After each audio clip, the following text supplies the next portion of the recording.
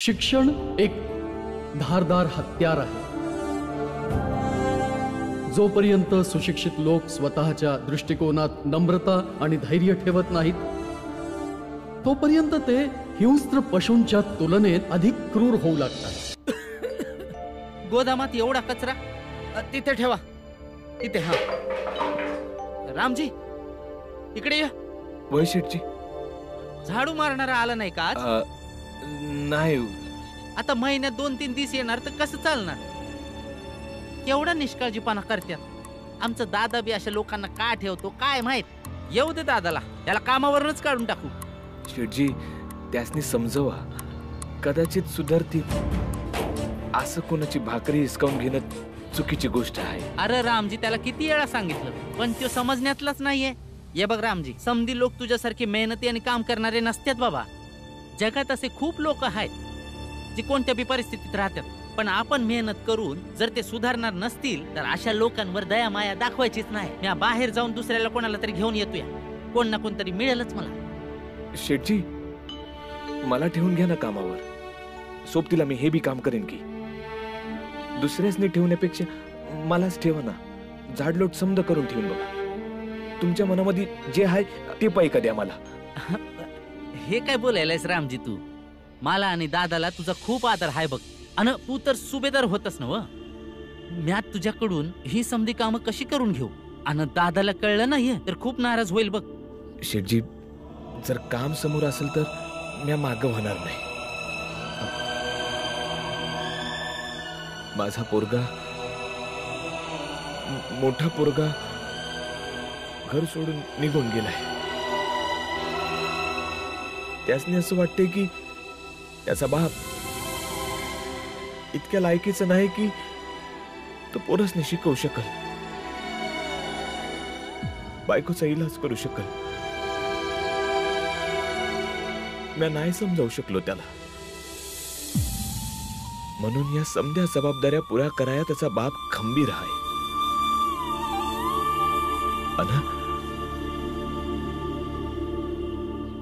समद करण ना शेठजी, समद करण. त्यासाठी जरा जास्त पैक कमवण्यासाठी जे काही असेल ते काम मला द्या. तुमचे उपकार कधीच विसरणार नाही.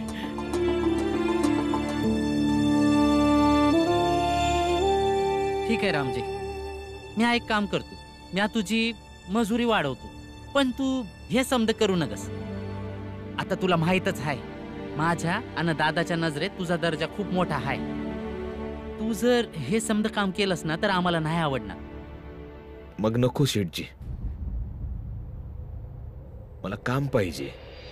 दया नग. तुम्ही दुसरा कोणाला तरी शोधा.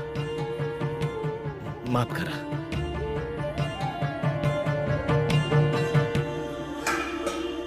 मग ठीक आहे रामजी सकपाळ, ठीक आहे. आता समजलं मला की तुझ्या भीमरावचं एवढं नाव का आहे. अरे ज्याचा बाप एवढा स्वाभिमानी असेल तर मुलामंदी पण ती येणारच की. जसं तू म्हणशील तसंच होय. तूच हे समज काम कर. पण होय एक गोष्ट, पण तू हे समज माझ्या समोर करू नकस. म्या बाहेर दुकानात जातोया, काम झालं की मला सांग, म्या येईल. धन्यवाद. अन होय, दादाने जर का विचारलं तर उत्तर तू द्यायचंच बघ. होय शेठजी.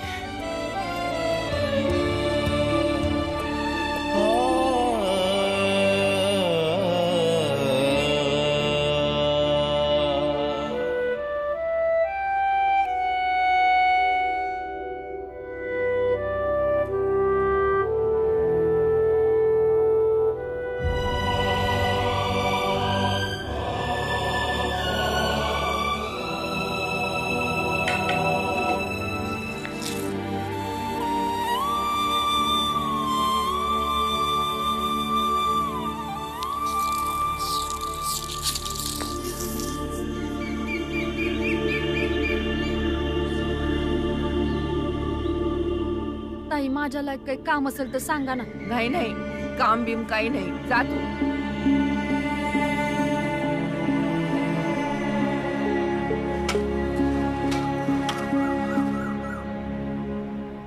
माझ्यासाठी काही काम असेल तर सांगा ना, मला कामाची गरज आहे.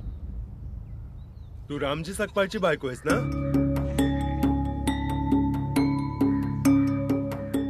बघ, तुला घराच्या आतले काही काम देऊ शकत नाही, तर मग काय काम देऊ? अहो बाहेरचं जे पण काय असेल काम द्या ना. शेण उचलून लांब शेतात टाकावं लागेल. त्या आंबेडकरांचं जंगलातील शेत आहे ना, त्याच्या जवळ माझं शेत आहे. टाकशील? वाईट टाकेन. चल ठीक आहे, मागे गोशाळा आहे. सकाळ संध्याकाळ रोज शेण उचलून माझ्या शेतात टाकत जा. लय उपकार आहेत तुमचे. चल जा. जितके दिस जिता राहील तितके दिस मी समध्या ताकदीनं मेहनत करेन. बाळा, आज नाहीतर तुला उद्या हे कळेल की तुझा बाप एका क्षणासाठी बी कमी नाही पडला. माझ्या कुटुंबासाठी माझ्याकडनं जे होईल ते मी करन.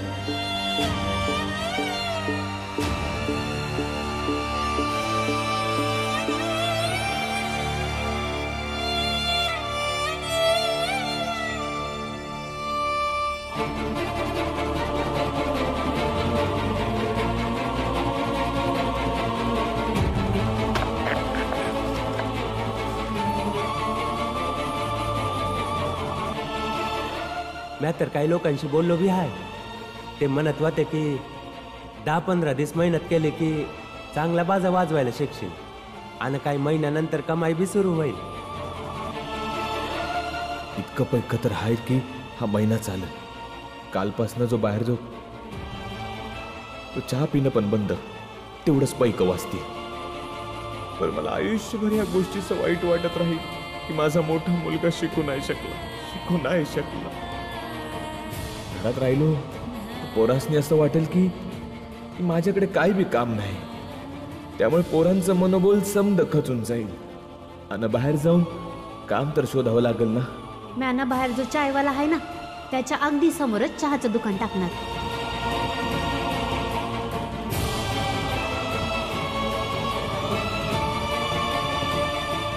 एक तर आपल्या बायकोचा इलाज कर, नाहीतर मुलाला शिकव.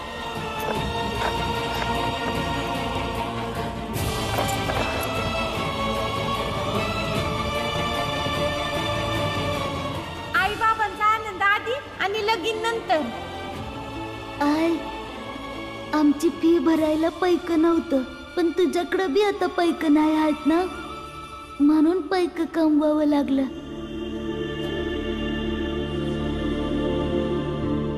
भीम, भीम, काय झालं?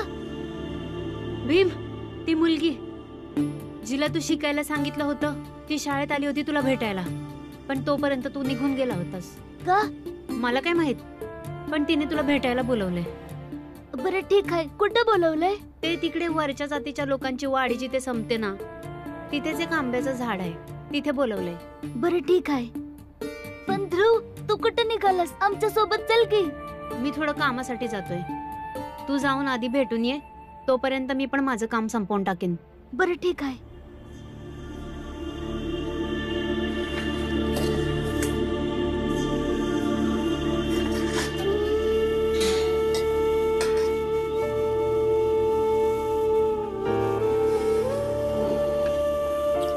शेठजी, झालंय समद, या आता.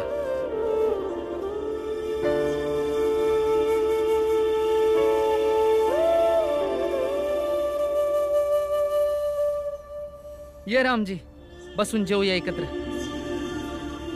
शेठजी, म्या तुमच्या संग. आता हे बघ रामजी, तू काम आपल्या परमाने केलं होतस नव, आता जेवण तर माझ्यासोबतच खावं लागेल, काही झालं तरी. ये बस. अरे बस र, किती विचार करतोयस तू? बस बस. ये. होय, सोबत जेवायची मजा वेगळीच आहे.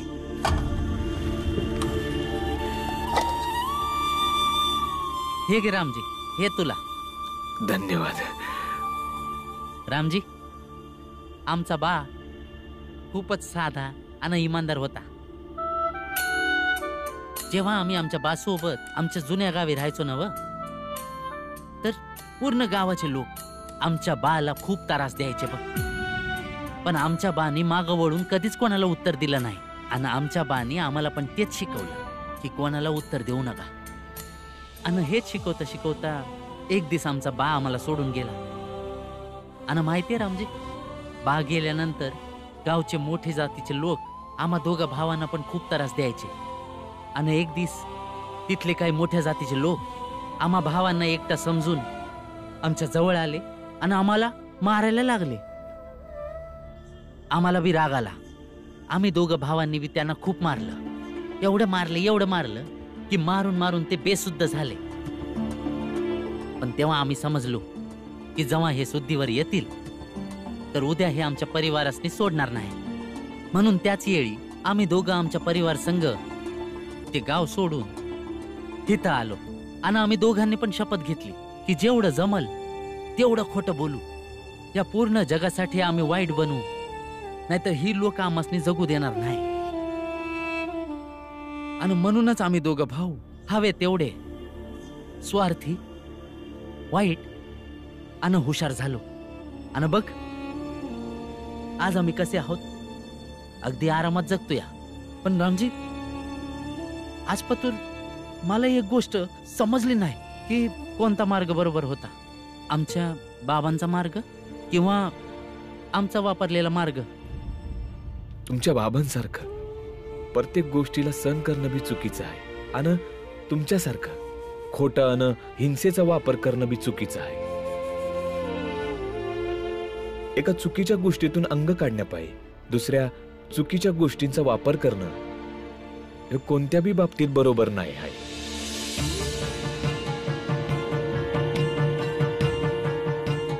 माफ करा शेठजी, विषय निघाला म्हणून हुंडात आलं माझ्या. अरे काही हरकत नाही, तोंडावर बोलणारे पण पाहिजेत ना. जेवण घ्या.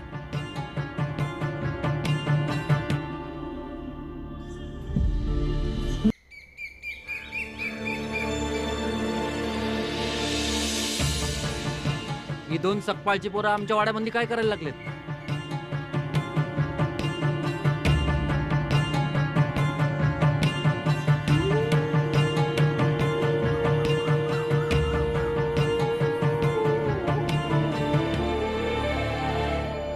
भीम, बाग तर हीच आहे पण ती दिसत नाही आहे. मी इकडे आहे. काय झालं? भीम, मी पुस्तकं घेऊन शिकायला गेले होते तर बाबांनी माझं पुस्तक फाडलं आणि मला मारलं, पण आईला पण मारलं. आता मी काय करू, कशी शिकू? तूच काहीतरी उपाय सांग ना भीम, मला शिकायचंय रे. रोज रोज मार खाण्यापायी चांगलं आहे तू अभ्यासच सोडून दे. नाही, मला शिकायचंय म्हणून तर भीमास भेटायला आले. पण भीम या मंदी काय करू शकतो? करू शकतोस, भीमच करू शकतो. याने किती अडचणींचा सामना करून अभ्यास केलाय. याला माहितीये अडचणींचा सामना कसा करायचा तो. जर याने मला लढण्याची पद्धत सांगितली ना तर मी लढेन.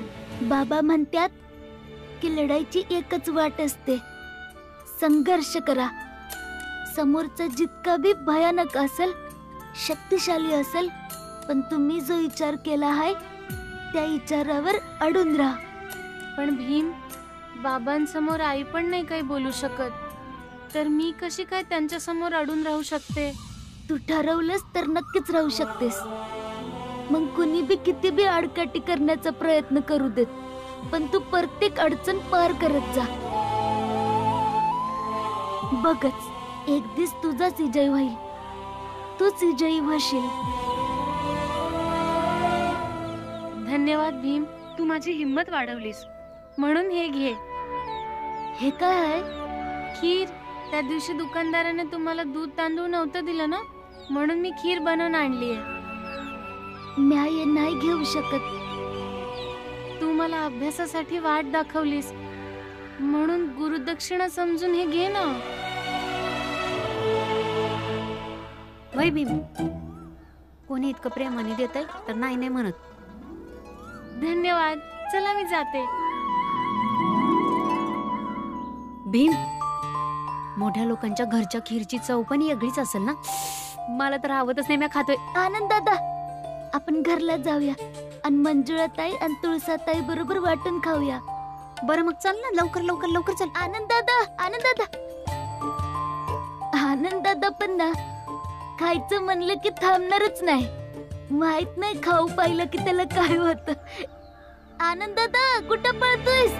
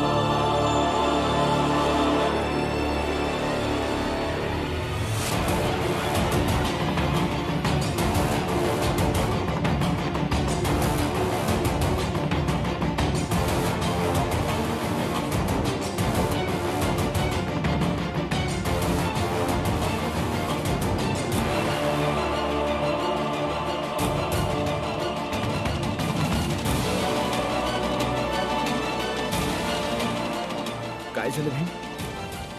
इतका का घाबरलायस? बाबा हे लोक कोण आहेत आणि अशी का आहेत? बाबा सांगा ना, ही लोक अशी का आहेत? तुझा बाबा काय सांगणार? आमासनी बघून घाबरू नग. आम्ही तुला बघून ओळखलं आणि जसं तू आमासनी बघून भीत होतास, आम्ही समजलो का तुला चांगली समजायची गरज आहे की आम्ही कोण आहे आणि असं का आहे. म्हणून आम्ही तुझ्या मागे धावत धावत आलो. हे बघ भीमराव, आज आम्ही असे आहोत, उद्या दुसरं कुणीतरी असं असल तर तू बी असू शकतोस. आमच्यापासनं असं नको पळूस. ह्याला तू आपल्या समाजाची खरी परिस्थिती समज. आमच्या जागे तू नाही तर तुझे बाबा त्या मोठ्या जातीच्या वाडीत जाईल तर त्यासने बी असंच जावं लागेल.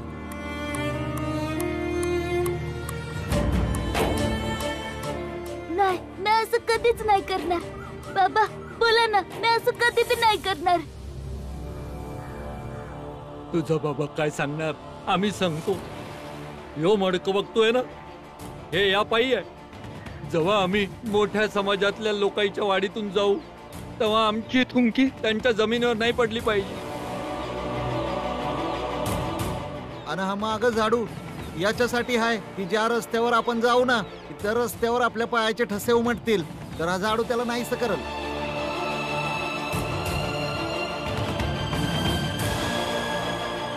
लक्षात ठेव भीमराव, उद्या जेव्हा तू इकडनं जाशील तेव्हा तुला बी असंच जावं लागेल. नाही, मी असं कधी बी नाही करणार.